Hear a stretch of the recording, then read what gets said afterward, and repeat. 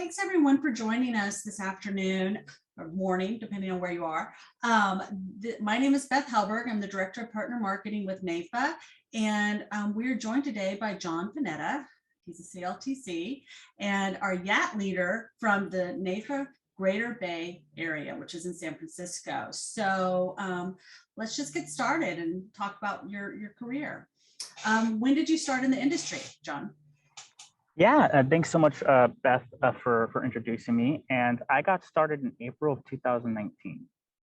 Great. It's a great time, I guess. I don't know, 2.5 years ago. And so what is the status quo of how to build your business in the industry? What is kind of what you're doing? What are you doing?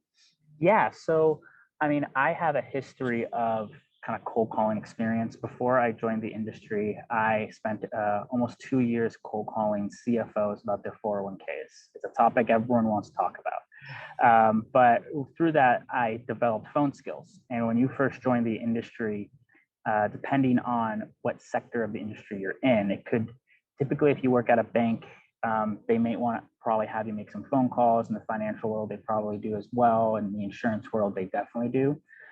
So when I joined, I'm under the MassMutual umbrella, and I'm on a team of 7 other different financial advisors, and they really hit home on trying to make phone calls.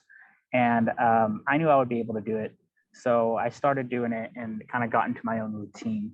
And that's typically they typically on average you want to make 100 calls a week, and it's like the 10-3-1 rule, right? Where you make 10 calls, you talk to 3, and you hit 1. A lot of people think that it's not relevant anymore, but we as an agency do all day call days once a quarter, and that's anywhere from 40 to 50 people in the agency start calling. You can have numbers in the thousands of how many calls, how many reaches, and how many sets, and it still follows that rule today. It could be harder to reach, but if you continue to do it, it still works. That's really the status quo. It's when you first start in the industry, your first 2 to 3 years, it's hit those 1s and 2s, make them clients first, and really focus on just trying to survive and grind it out. Right. Yeah, totally makes sense. So, in the last couple of years since you've joined the industry, things have changed a lot. So, how do you see that it reacted to the pandemic and everything? Yeah, so when I joined, it was April 2019, and then it was only a couple months later, March of 2020, at least here in California. Specifically, I live in Contra Costa County, and in California, Contra Costa County was the first county to do a complete shutdown. So, during that time, it impacted the industry where I think everyone experienced this, right? It shifted over to Zoom. And I think everyone who was hesitant to use Zoom in the past, whether it was your elderly clients or just people who weren't familiar with it and didn't want to deal with the technical aspect, were always resistant to it. But then what everyone found out is probably 3 to 6 months later, they realized this is the most convenient thing ever.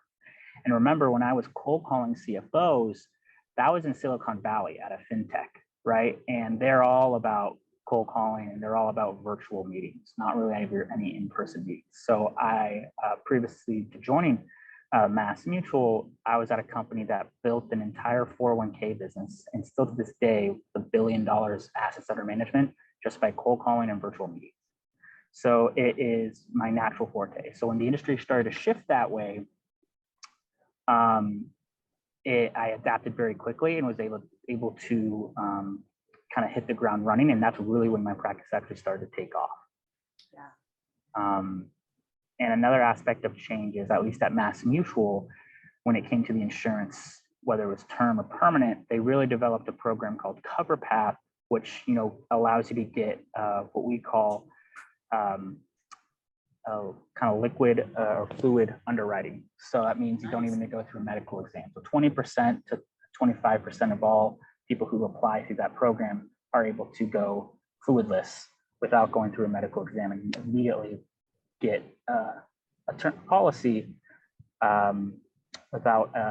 within 20-30 seconds after applying. Yeah. So we see this industry definitely start to shift from more a transactional to more of a service and holistic approach on top of a kind of quick to the mark, more of the virtual and digital type of services to compete with Silicon Valley. Yeah, that's great. That's great. So do you, during this pandemic, did you do anything to differentiate yourself? I noticed you have a few certifications. Yeah, so obviously I think everyone who's in the industry knows, or just in general during the pandemic, it was really around summertime when everything kind of came to a screeching halt, right? No one was buying anything, therefore everyone became less busy. And that's when I thought I would hop on the opportunity, as well as my business partner, who's in around 2.5 years into the business like I am, really kind of hopping on the opportunity and actually focus on building relationships with strategic partners that otherwise would be busy. I'm sure it's so hard to get talking to a CPA. I remember right now we have almost 7 to 10 CPA contacts that we get referrals from. And I get asked in the office all the time from people who are like 7 to 8 years in, like, how do you have so many CPAs? And it's just because during that short window, we took them out golfing, we built that relationship, and we also became friends with their referral partners. So it was almost this intertwined network where we were able to understand, at least I was able to understand, how different pockets in the Bay Area refer business. And once I understood that, I realized it was very, very small and really everyone knew everyone.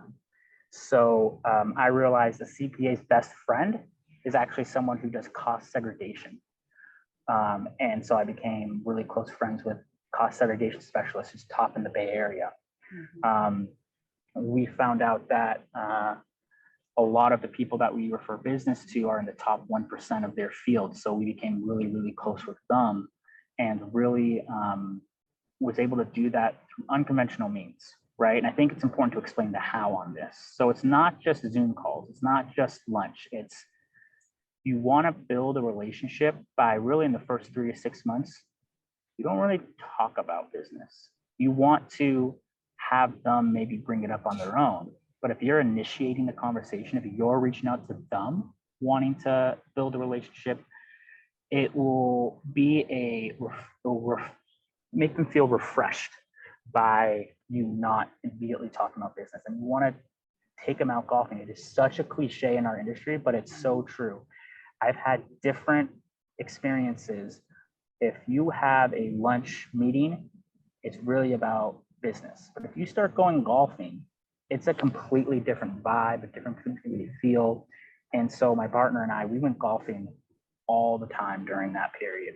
And we just continued to build relationships. We have a golf tournament that we're in on Monday with over 25 people that are referral partners and that we built relationships with. Everything from bankers to other advisors that refer us for insurance to cost segregation to mortgage to real estate.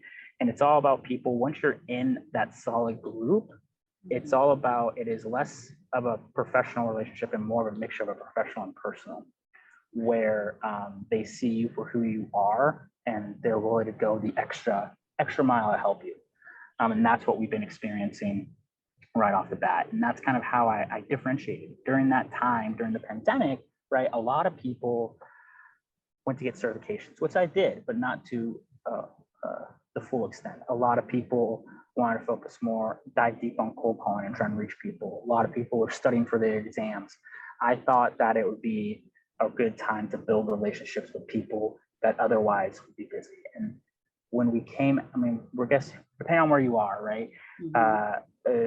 We in California, we're still coming out, but in the beginning of 2021, in our first quarter, received what we call 2 defined benefit plans. We received, a 401k plan that's worth $20 million. We're now working on a key man policy that we got referred to for 9 partners at a CPA firm, right, that have 55 employees. And these are all through people whom we met a year ago, right? That we built that relationship and didn't talk about business for like the first 3 to 6 months. I mean, one of our close CPA contacts was gunning to be a partner at Moss Adams. He was actually offered the position, but he turned it down to start his own practice. Well, he started his practice a couple weeks before the pandemic really hit.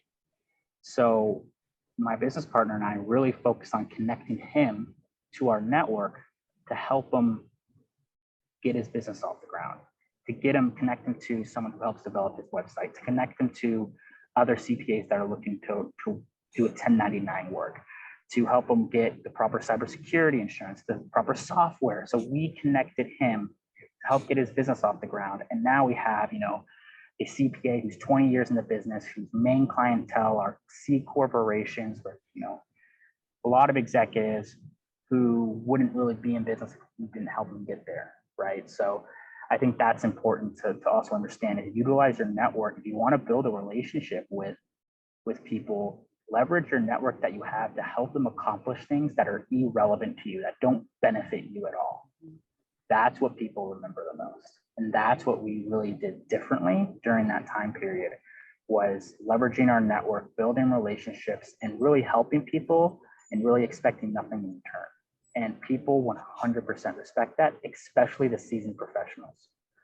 You are doing something right when you're taking them out to lunch and they tell you, you remind them of them, right? Or they tell you you're different than everyone else. And one last example before we continue is, I was talking to a bankruptcy attorney for consumers, consumer bankruptcy attorney for individuals, credit card debt and all of that. And we were like 10 minutes in the conversation. She stops and she just says, like, I was totally expecting something different. My assistant who booked the meeting and I were making bets on, when will you start trying to sell me? When were you going to start trying to pitch me to become your client? And that's not how the conversation took. The conversation, what we talked about, one of my clients does a software program to help bank attorneys with their lead generation. And she was super interested in that. And then we talked about how different philosophies, and we talked about like non-business stuff, philosophies, and just getting to know each other, understanding who they are, asking them questions about what she does. And then sooner or later, if you continue to go down that route, those people are going to start asking questions for you. It seems very common sense, right? But when you're in the moment and you are struggling in your first 2 to 3 years, you're just trying to survive, common sense usually doesn't come into play, because you're looking for that next win so you can, have dinner on the table. But yeah, I've been talking for a while, but I wanted to. No, I think it's really fascinating that you took this as an opportunity to really differentiate yourself and become kind of the trusted advisor, right? To be somebody who's, not just one path. You can really give information and use your network to really benefit your clients or potential clients. I mean, one thing that I also realized, and I think this is important, is obviously volunteering, yes. But I also think when people think volunteering, they don't really see it as one of the pillars in their practice. They see it as a nice thing to do and get your name out there in the community, and people will think you're nice. I think a lot of people, especially with my generation, have caught on to the BS of corporations, where really it's just positive marketing, right? Oh, we donated to the Special Olympics. Coca-Cola donated 100,000, whatever, and it's just like positive marketing. Doesn't necessarily mean you're involved in the community. So one thing that I hopped on the opportunity was, if you look at my LinkedIn, you'll see all these executive titles: president of this, president of that, vice president of that, chair of that.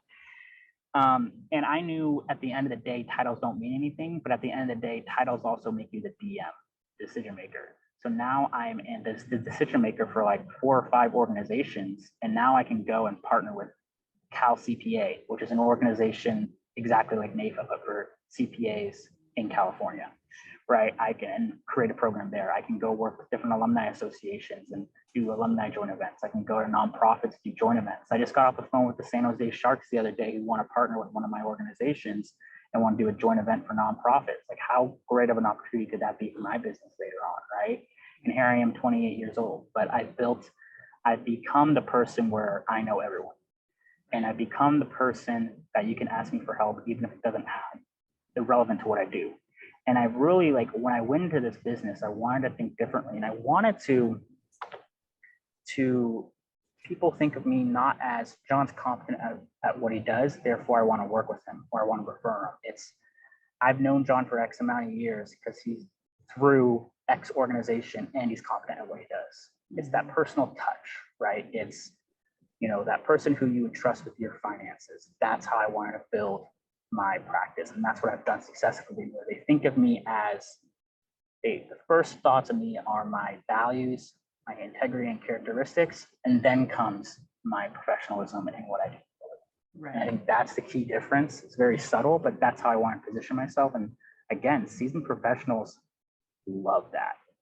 I'm on a board I'm on the board of a chamber here, and the average age is like 65, and I'm like 28. So like, and I just hired our executive director. I took the reins of that, and you can just tell they're just like, here's this young kid, this go-getter, whatever, and they respond well. One of them came to us asking for help for his practice and his personal finances and all of that. And he's twice my age. He came to me, right? So. Right. Well, you're doing what's working. That's the thing. And everybody wants to learn from others who are successful. But I think, differentiate yourself as a real trusted advisor and not an expert in everything, but you have resources, right? You have resources to get people what they need. And I think that's what's really important. So kind of coming out of the pandemic, hopefully, are you changing your strategies? Are you looking to something different in 22? What's kind of your goal there? Yeah, so basically to sum up what I talked about here for like 10, 15 minutes is I wanted to build my safety net. And my safety net is my referral network. And again, not in the professional lens, in the personal lens, where we will go out and get drinks. I know their wife and their kids by name. They talk about their kids with me. Like that safety net to the point where when I go and ask for help, they're there. So that's my safety net. Now I built that. Now I'm starting to shift more to heavy calling. I mean, I always was calling throughout the pandemic, but now really focus on heavy calling, really focus on getting my exams, doing less networking events, because remember, I have my key people there, right? Right. So now it's just focused on less building relationships and now maintaining, which now has turned from, maybe weekly hour meetings to now a quick 15, 20-minute phone call a month or a quarter, because that trust is there. What are you working on? How can I help you? You're doing this, doing that. How are the kids? Okay, great. It's that very natural type of thing that now I built that very quickly, built the trust quickly, and now let me focus on me. Let me focus on how I can get better and sharpen my tools. And that's what I'm heading into 2022, focus on that. Right.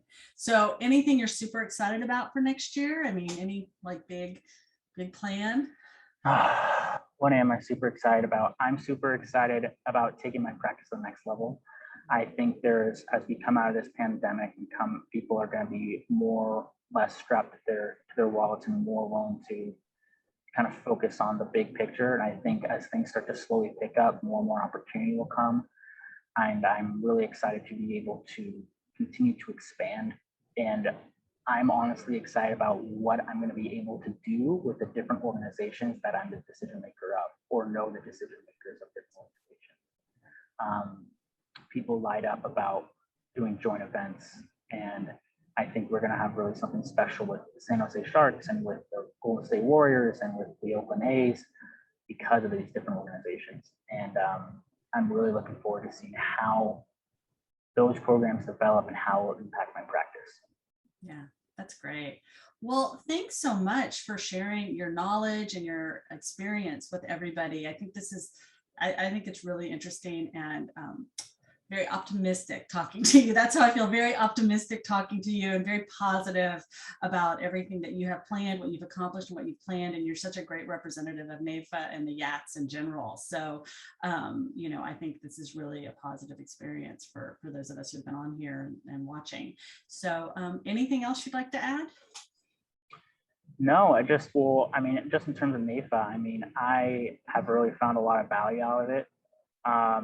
I think NAIFA really does try.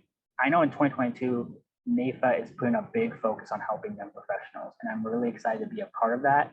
Number one, and number two, I'm really excited to leverage my organizations outside NAIFA to help build that structure, build an easy path from bringing in a new advisor who has no idea what they're doing. They're young or young at heart and want to really feel like they have a support system. And I think NAIFA definitely has everything in their power to do that.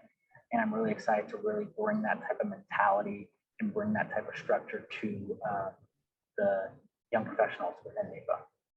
Great. Thank you so much. And we really look forward to hearing more from you and what you accomplish in the next year. Thank Absolutely. you. Of course. All Thank you right. so much for having me. Sure. All right. Have a great afternoon, everyone. You too. Bye.